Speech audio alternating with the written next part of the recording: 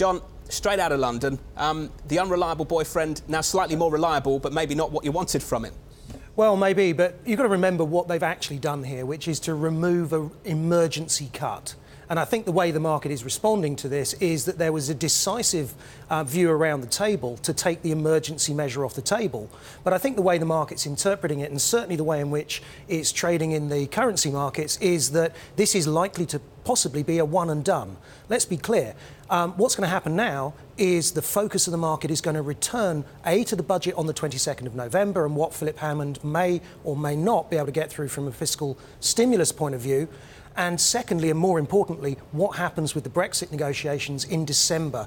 Will the European Union allow the UK negotiation to move forward to the trade phase? Yeah. And at the moment, it's not entirely clear that that is a home run for the UK. John, I want to try and broaden this out and get away from just being UK specific. Something happened in the middle of this year where President Draghi went out and said maybe it's time to bring in the programme and reduce QE. My words, not his. Governor Carney did something very similar.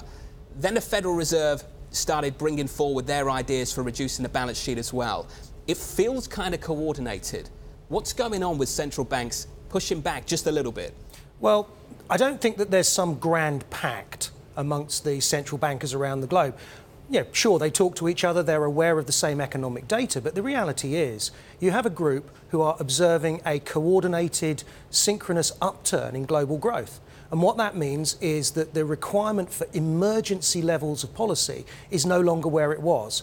But let's be clear, normalisation is going to be considerably slower.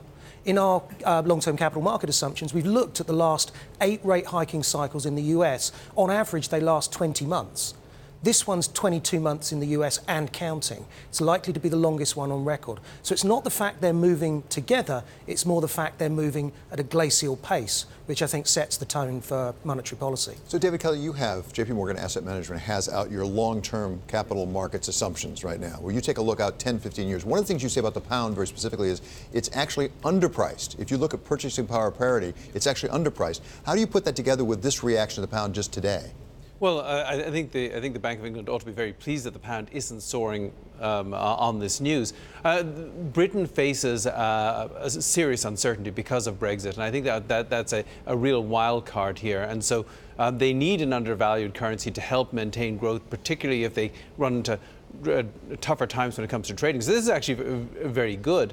But in the long run, I think Britain will be challenged depending on how Brexit works out. They need demographic growth, and they've had that. But one of the things we worry about is maybe they'll have less immigration and less growth in the British labour force going forward post-Brexit. And again, getting back to our long-term capital market assumptions, how the labour force grows over time is absolutely crucial to the ability of an economy to provide good economic growth, but then also good asset class returns in the long run.